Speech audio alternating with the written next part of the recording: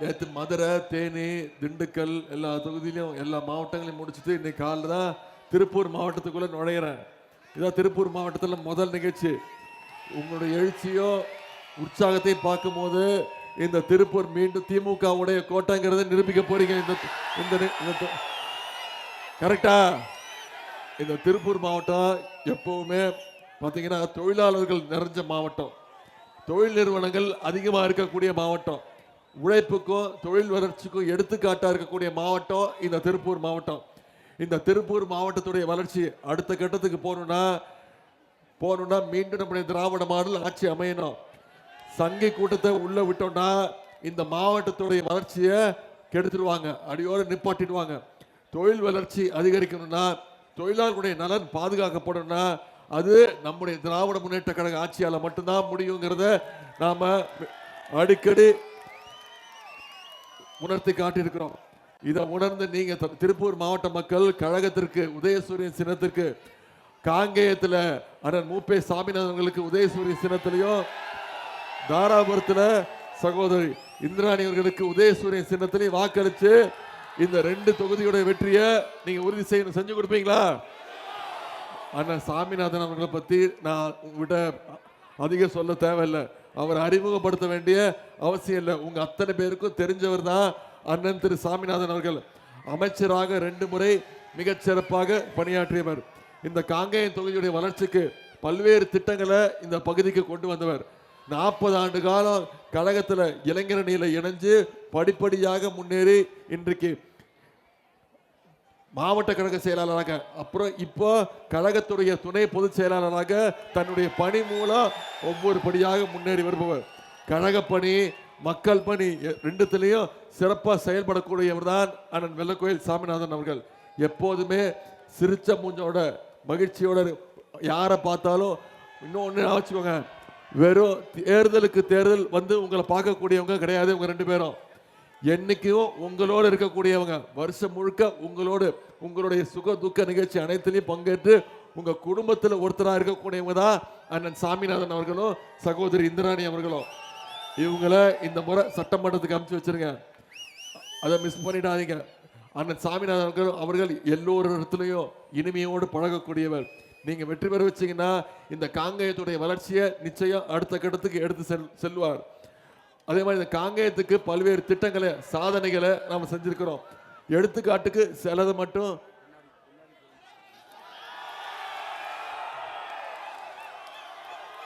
காங்கேயத்துக்கு பல்வேறு திட்டங்களை செஞ்சு கொடுத்திருக்கிறோம். 20 கோடி ரூபாய் மதிப்பீட்டில் இன்னைக்கு மாவட்ட தலைமை மருத்துவமனையை இன்னைக்கு தரம் உயர்த்தி கொடுத்திருக்கிறாரு. வட்டமலைக்கரை ஓடை அணைக்கு சுமார் 22 ஆண்டுகளுக்கு பிறகு பிஏபி திட்டத்தின் கீழே இன்னைக்கு 15 கோடி ரூபாய் மதிப்பீட்டில் தண்ணீர் கொண்டு வரப்பட்டிருக்கு. காவேரி ஆற்று நீரை வள்ளி இறைச்சல் மற்றும் மேட்டுப்பாளையம் பகுதிகளுக்கு புதிய கூட்டு குடிநீர் திட்டத்தை கொண்டு வந்திருக்கிறோம்.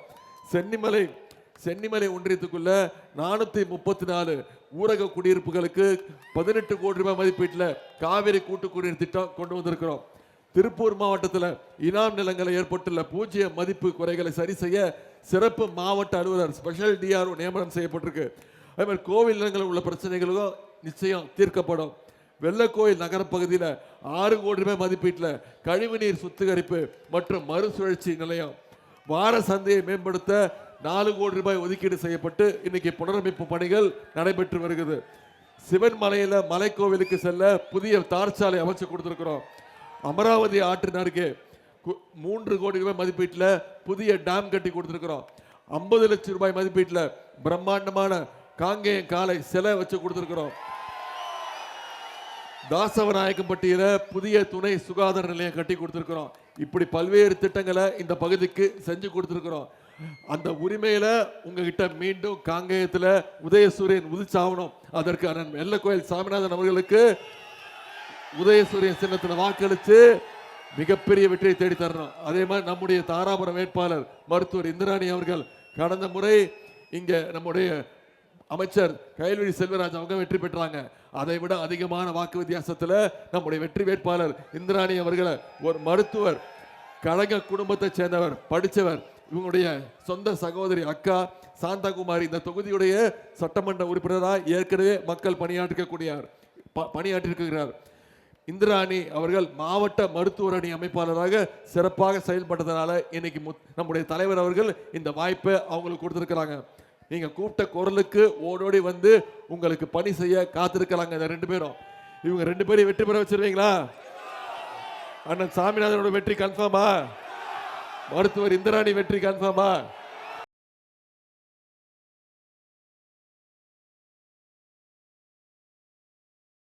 சரி, இப்போ இந்த தொகுதிக்கு என்னென்ன பண்ணியிருக்கோம் அப்படின்னு சொல்லிட்டேன். இந்த 5 வருஷம் நம்முடைய தமிழ்நாடு திராவிட மாடல் அரசு என்னென்ன திட்டங்கள் கொண்டு வந்திருக்கிறோம். ஆட்சி அமைஞ்சோன்னே நம்முடைய முதலமைச்சர் போட்ட முதல் கையெழுத்து மகளிருக்கு கட்டணமில்லா பேருந்து திட்டம். கொடுத்தமா இல்லையாமா? ஒவ்வொரு மகளிரும் மாசம் 900 வரைக்கும் சேமிச்சிருக்கிறாங்க. அரசு பள்ளிக்கு போனா முதலமைச்சர் காலை உணவு திட்டம், கல்லூரிக்கு படிக்க போனா கல்வி ஊக்கத்தொகை மாசம் 1000 ரூபாய். இப்ப சமீபத்தில் 3 மாசத்துக்கு முன்பு 10 லட்சம் கல்லூரி மாணவ மாணவிகளுக்கு இலவச லேப்டாப் திட்டத்தை அறிவிச்சு முதலமைச்சர் கொடுத்திருக்கிறாங்க. இப்படி பல்வேறு திட்டங்களை நிறைவேற்றிருக்கிறோம். இன்னொரு மிகச்சிறந்த உதாரணம் கலைஞர் மகளிர் உரிமை தொகை திட்டம். போன சட்டமன்ற தேர்தலில் நம்ம சொன்னோம், செஞ்சு கொடுத்தோமா இல்லையா? இன்னைக்கு ஒவ்வொரு மாசமும் 1,31,00,000 மகளிர் உரிமை தொகை மூலம் பயன்படுத்திட்டு வராங்க. இந்த மகளிர் உரிமை தொகை திட்டத்தை நிப்பாட்டுறதுக்கு அதிமுகவும் பாஜகவும் முயற்சி பண்ணாங்க. 3 மாசத்துக்கு நிப்பாட்டுவோம் தேர்தலை காரணம் காட்டி வழக்காடு மன்றம் நீதிமன்றத்துக்கு போய் உரிமை தொகையை நிப்பாட்டுவதற்கு முயற்சி எடுத்தாங்க. நம்முடைய தலைவர் முதலமைச்சர் என்ன பண்ணாரு? 1000 ரூபாய் கொடுக்கறத நிப்பாட்ட முயற்சி பண்றியா? நான் 5000 ரூபாய் கொடுப்பேன், என்ன பண்ணுவோம் பாப்பான்னு கொடுத்தாரா இல்லையா? மறந்துடாதீங்களா? பிப்ரவரி மாசம், மார்ச் மாசம், ஏப்ரல் மாசம் 3 மாசத்துக்கு சேர்த்து 3000, கோடைகால சிறப்பு நிதி 2000, 5000 ரூபாய் நம்முடைய முதலமைச்சர் அவர்கள் கொடுத்தாங்க. முதலமைச்சர் காலையில் 6 மணிக்கு மகளிருடைய பேங்க் அக்கௌண்ட்ல பணத்தை போட்டாங்க. மகளிர் என்ன பண்ணீங்க? 9 மணிக்கு பேங்க் திறக்கிறதுக்கு முன்னாடி போய் பணத்தை எடுத்துட்டீங்க. ஏன்னா மோடி அரசு உரிமை தொகையை கை வச்சிட போறாங்க, பேங்க் பேலன்ஸ் மினிமம் பேலன்ஸ் இல்லைன்னு சொல்லி மோடி அரசு அந்த பணத்தை எடுத்துருவான்னு ஷார்ப்பா போய் அன்னைக்கு காலைல 9 மணிக்கெல்லாம் பணத்தை எடுத்துட்டீங்க. இதே மாதிரி ஷார்ப்பா 23ஆம் தேதி வாக்குச்சாவடிக்கு போய் வாக்குப்பெட்டியில காங்கேயம் தொகுதியில அண்ணன் சாமிநாதன் அவர்களுக்கு உதயசூரியன் சின்னம், தாராபுரம் தொகுதியில உதயசூரியன் சின்னம், வேட்பாளர் பெயர் மருத்துவர் இந்திராணி, டாக்டர் இந்திராணி, வாக்களிச்சு மிகப்பெரிய வாக்கு வித்தியாசத்தை ஜெயிக்க வச்சு சட்டமன்றத்துக்கு அனுப்பணும். செய்வீங்களா? சில வாக்குறுதியும் இந்த முறை நம்முடைய முதலமைச்சர் கொடுத்திருக்காங்க. உங்களுக்கு நம்பிக்கை இருக்கா? இந்த முறை முதலமைச்சர் சொன்னா செய்வாரு, அந்த நம்பிக்கை இருக்கா? என்ன வாக்குறுதி கொடுத்திருக்கிறோம்? மகளிர் உரிமை தொகை திட்டம் 1000 ரூபாய் கிடையாது, அதை உயர்த்தி 2000 ரூபாய் தருவோம்னு முதலமைச்சர் வாக்குறுதி கொடுத்திருக்கிறார். முதலமைச்சர் காலை உணவு திட்டம் 5ஆம் வகுப்பு வரைக்கும் இல்லை 8ஆம் வகுப்பு வரைக்கும் விரிவுபடுத்தப்படும் சொல்லியிருக்கிறோம். கல்வி ஊக்கத்தொகை 1000 ரூபாய் 1500 உயர்த்தப்படும் சொல்லியிருக்கிறோம்.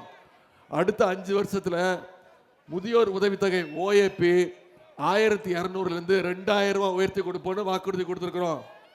அடுத்த 5 வருஷத்துல 10 லட்சம் கலைஞர் கனவு இல்லம் கட்டப்பட்டு யாருக்கெல்லாம் வீடு இல்லையோ அவங்களுக்கு வீடு கட்டி தருவோம்னு சொல்லியிருக்கிறோம். எல்லாத்த விட முக்கியமா ஒரு வாக்குறுதி கொடுத்திருக்கிறோம். உங்களுக்கு தெரியும், ஆட்சி அமைஞ்சோன்னு முதலமைச்சர் அவர்கள் அனைத்து மகளிருடைய கைகளையும் 8000 ரூபாய் முதலமைச்சர் மகளிருடைய கைகளை ஒப்படைச்சிருவாங்க. அவங்க மகளிர் அவங்க வீட்டில் அவங்களே முடிவு பண்ணிட்டோம், அவங்க வீட்டுக்கு என்ன மின்சாதன பொருட்கள் தேவைங்கிறத மகளிர் முடிவு எடுத்துக்கிட்டோம் அப்படின்னு நம்முடைய முதலமைச்சர் அவர்கள் அந்த பொறுப்பை உங்ககிட்ட ஒப்படைச்சிட்டாங்க. இப்போ இவங்க 2 பேரையும் நம்முடைய திராவிட மாடல் ஆட்சி அமைய போவது உறுதி. அதற்கு மேலும் வலு சேர்க்கிற விதமா அண்ணன் சாமிநாதன் அவர்களையும் சகோதரி இந்திராணி அவர்களையும் அதிகமான வாக்கு வித்தியாசத்தில் ஜெயிக்க வச்சு சட்டமன்றத்துக்கு அனுப்பணும். செய்வீங்களா? 23ஆம் தேதி வாக்குச்சாவடிக்கு போனீங்கன்னா வாக்கு பெட்டியில ஒரே பெட்டி தான், ரொம்ப சுலபம். இங்க காங்கேயத்தில் ஒரே பெட்டி, அதுல 2வது இடம் அண்ணன் மூப்பே சாமிநாதனோட பேர் இருக்கும். அதுக்கு பக்கத்துல உதயசூரியன் சின்னம் இருக்கும். அதுல வாக்களிச்சு வாக்கு பெட்டியில 2வது இடம். 4ஆம் தேதி வாக்கு எண்ணிக்கையில முதல் இடத்துக்கு வரணும். செஞ்சு கொடுப்பீங்களா?